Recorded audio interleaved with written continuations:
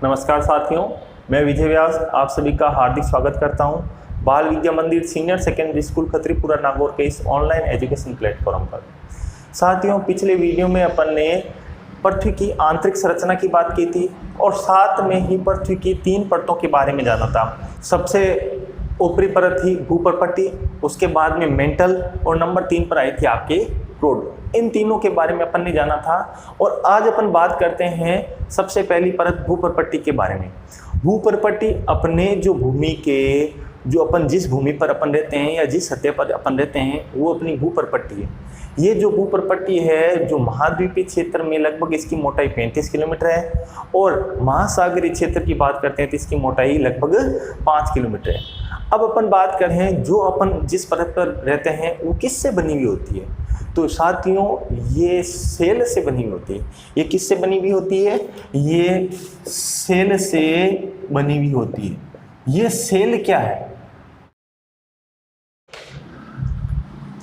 भूपर्पट्टी बनाने वाले खनिज पदार्थ जो प्राकृतिक पिंड होते हैं वो क्या कहलाते हैं? सेल कहलाते हैं, जिन्हें अपन आम बोलचाल की भाषा में क्या कह देते हैं? चट्टान कह देते हैं। वापस ध्यान से सुनना, भूपर्पट्टी बनाने वाले खनिज पदार्थ जो प्राकृतिक पिंड होते हैं उन्हें अपन क्या कहते हैं? सेल कहते हैं। भूपर्पट्टी बनाएंगे और ये खनिज पदार्थ होंगे और ये प्राकृतिक पिंड होंगे। इनमें 3 ध्यान रखना है, भूपर्पट्टी बनाएंगे, खनिज पदार्थ होंगे और प्राकृतिक पिंड होंगे। ये तीनों ही अपने क्या कहलाते हैं? सेल कहलाते हैं, या आम बोलचाल की भाषा में अपन इन्हें क्या कहते हैं? चट्टान कह देते हैं। और ये 3 प्रकार की होती है। अगर सेलों की मैं बात करूं तो ये 3 प्रकार के होते हैं। कौन कौन सी सेल होती है? सबसे मैं यहाँ पर सेल नाम लेकर चट्टान ले लेता हूं जिसमें आपको समझ में थोड़ा आसानी से आएगा। ये जो चट्टानें होती है 3 प्रकार की होती है। कौन कौन सी होती है? आग्नेय चट्टान, अवसादी चट्टान और कायांतरित चट्टान। पहला नंबर आता है आग्नेय चट्टान का, दूसरा नंबर आता है अवसादी चट्टान का, तीसरा नंबर आता है कायांतरित चट्टान का। आग्नेय चट्टान की बात करते हैं तो आग्नेय बनती किससे है? अपन ने देखा है कि जो पृथ्वी के अंदर मैग्मा है यानी जो गर्म तरल पदार्थ है वो जब बाहर निकलता है तो लावा बन जाता है और जब ये लावा ठंडा होता है तो किसका रूप ले लेता है? चट्टान का रूप ले लेता है। और ये किस प्रकार की चट्टान कहलाती है? आग्नेय प्रकार की चट्टान कहलाती है। आग्नेय प्रकार की चट्टान की विशेषता क्या होगी? एक तो लावा होगा यानी अंदर मैग्मा होगा, वो बाहर आएगा तो लावा बन जाएगा और जब लावा जम जाएगा तो ये किस प्रकार की चट्टान कहलाएगी?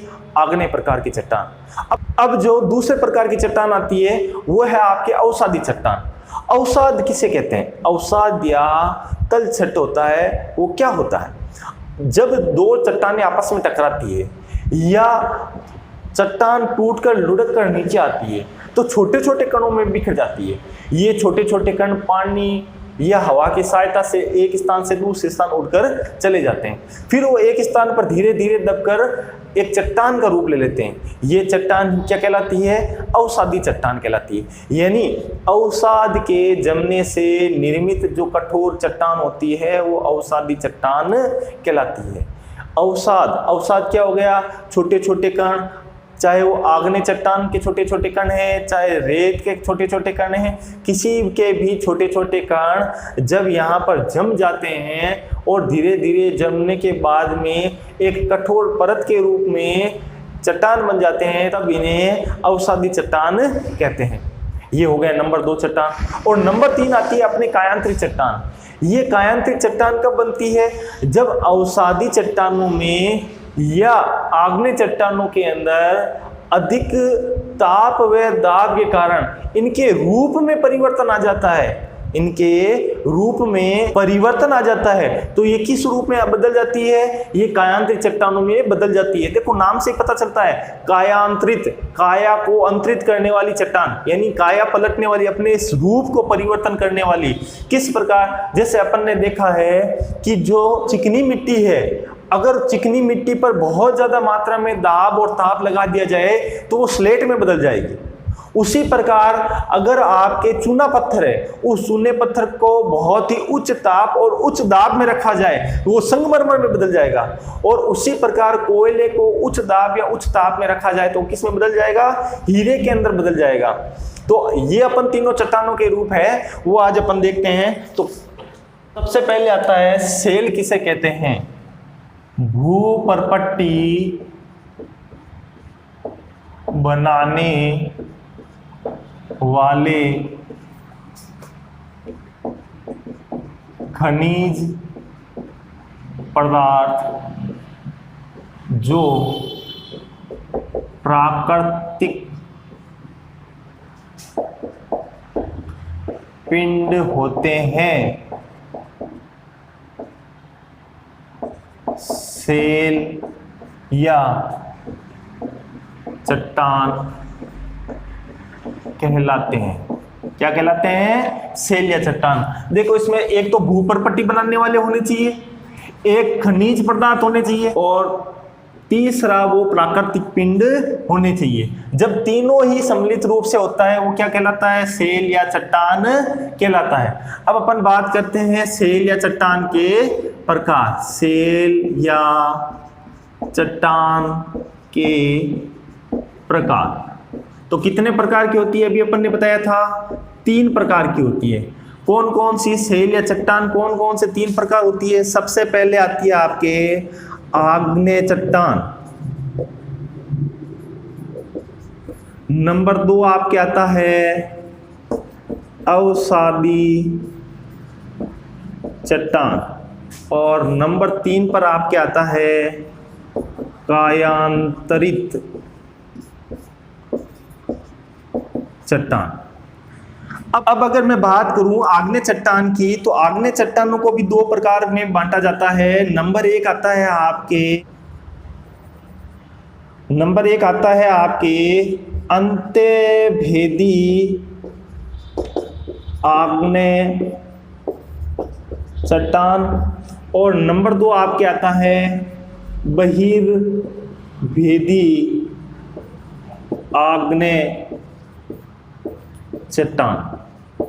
वापस देखिए एक बार, सेल किसे कहते हैं? भूपरपट्टी बनाने वाले खनिज पदार्थ जो प्राकृतिक पिंड होते हैं उन्हें अपन सेल या चट्टान कहते हैं। ये सेल या चट्टान 3 प्रकार के होते हैं। सबसे पहला आग्नेय चट्टान, दूसरा अवसादी चट्टान और तीसरा कायांतरित चट्टान। आग्नेय चट्टान के 2 भाग होते हैं, अंत्यभेदी आग्नेय चट्टान और बहिर्भेदी आग्नेय चट्टान। तो अपन सबसे पहले जो आग्नेय चट्टान है उसी के बारे में अपन पढ़ते हैं। आग्नेय चट्टान क्या होती है? अभी मैंने आपको बताया था आग्नेय चट्टान का निर्माण कैसे होता है। जो भूगर्भ के अंदर यानी भूमि के अंदर तरल पदार्थ या मेग्मा होता है वो बाहर निकलता है, जिसे अपन लावा कहते हैं, यानी भूमि के अंदर होता है तब तक तो क्या होता है? मेग्मा। यहां पर मैं एक चित्र के रूप में आपको समझाने की कोशिश करता हूं। ये एक पहाड़ी क्षेत्र है जो यहां पर आपके मेग्मा होता है। ये क्या है? आपके मेग्मा।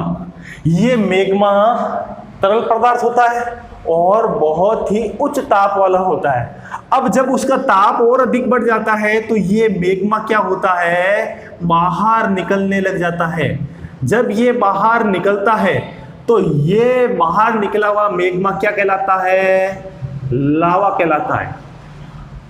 पहले अंदर था तो मेग्मा, बाहर निकला तो लावा। जब ये लावा ठंडा होने के बाद में, यानी जब ये लावा तरल पदार्थ है तो निश्चित रूप से इसी प्रकार बहेगा। ये लो बह गया। अब ये लावा क्या हो जाएगा? ठंडा हो जाएगा। जब ये ठंडा होने के बाद में ये लावा एक चट्टान का रूप ले लेता है। ये लावा क्या बन जाता है? एक चट्टान या सेल बन जाती है। ये जो चट्टान या सेल होती है उस चट्टान को क्या कहते हैं? आग्नेय प्रकार की चट्टान या सेल। वापस ध्यान से सुनो, सबसे पहले मेग्मा होगा, वो अंदर तरल पदार्थ के रूप में होगा। जब ये तरल पदार्थ लावे के रूप में बाहर निकलता है तो ये लावा बन जाता है और जब ये लावा ठंडा हो जाता है तो ये चट्टान का रूप ले लेता है, जिसे अपन क्या कहेंगे? आग्नेय चट्टान कहेंगे। अब ये आग्नेय चट्टान, अपन ने बात की थी आग्नेय चट्टान है वो भी 2 प्रकार की है। एक तो आपके बहिराग्नेय चट्टान और एक आपके अंत्य आग्नेय चट्टान। अगर अपन बात करें बहिर्भेदी आग्नेय चट्टान, जो आपके लावा बाहर आकर ठंडा हुआ है, ये लावा यहां से बाहर आया और बाहर आने के बाद में ठंडा हुआ है या चट्टान बना है, वो तो आपके कहलाएगा बहिर्भेदी, बहिर्भेदी आग्नेय चट्टान। और जो लावा, कुछ लावा क्या होता है यहां पर अंदर ही ठंडा हो जाता है, तो ये जो लावा है, जो चट्टान अंदर से ही ठंडा हो जाता है, इसे अपन कहेंगे अंतःभेदी आग्नेय चट्टान। जो बाहर आया बहिर्भेदी, बहिर का मतलब बाहर आने वाला, और जो अंदर ही रह गया वो अंतःभेदी। तो इसका क्या, तो यहां पर क्या हो गया, आग्नेय चट्टान के दो रूप। आग्नेय चट्टान कैसे बनी, लावा ठंडा होने से, अगर लावा अंदर ही रह गया तो अंतःभेदी, बाहर आ गया तो बहिर्भेदी। चलो अब इसे अपन लिखते हैं नंबर ए डाल के, आग्नेय चट्टान। अब आग्नेय चट्टान क्या होता है,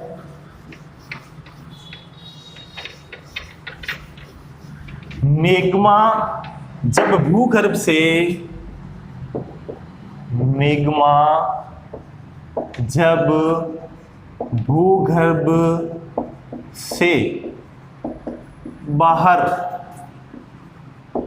आता है तो उसे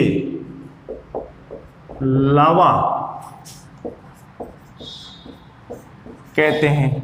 अपने को पता चल गया लावा क्या होता है। और जब लावा ठंडा हो जाता है तो चट्टान या सेल का निर्माण करता है। ये चट्टान आग्नेय प्रकार की चट्टान कहलाती है। ये चट्टान किस प्रकार की चट्टान कहलाती है, आग्नेय प्रकार की चट्टान कहलाती है। ये दो प्रकार की होती है। कौन कौन सी, नंबर एक यहीं पर लिख देता हूं। नंबर एक, अंतःभेदी आग्नेय चट्टान, और नंबर बी, बहिर्भेदी आग्नेय चट्टान। अंतःभेदी आग्नेय चट्टान क्या होती है, देखो वापस, अंतःभेदी आग्नेय चट्टान भूगर्भ में ही लावा ठंडा होकर चट्टान का रूप ले लेता है। इसे अपन क्या कहते हैं, अंतःभेदी आग्नेय चट्टान। और बी पे अपन ने आ जाएगा बहिर्भेदी आग्नेय चट्टान। बहिर्भेदी आग्नेय चट्टान क्या होगा, भूगर्भ से बाहर आकर लावा चट्टान का रूप ले लेता है। अगर वो भूगर्भ से बाहर आकर लावा चट्टान का रूप ले लेता है तो बहिर्भेदी आग्नेय चट्टान कहलाएगा। एक बार मैं वापस रिवाइज करता हूं, ध्यान से सुनना। सबसे पहले आग्नेय चट्टान, मेग्मा जब भूगर्भ से बाहर निकलता है तो उसे लावा कहते हैं, और जब ये लावा ठंडा हो जाता है तो सेल का निर्माण करता है। ये किस प्रकार की सेल कहलाती है, आग्नेय प्रकार की सेल कहलाती है। आग्नेय प्रकार की सेल कितने प्रकार होते हैं, दो प्रकार होते हैं, अंतःभेदी आग्नेय चट्टान और बहिर्भेदी आग्नेय चट्टान। अंतर्भेदी आग्नेय चट्टान क्या होता है, भूगर्भ में लावा, या अपन यहां पर मेग्मा भी लिख सकते हैं, ठंडा होकर चट्टान का रूप ले लेता है, जिसे अपन क्या कहते हैं, अंतर्भेदी आग्नेय चट्टान।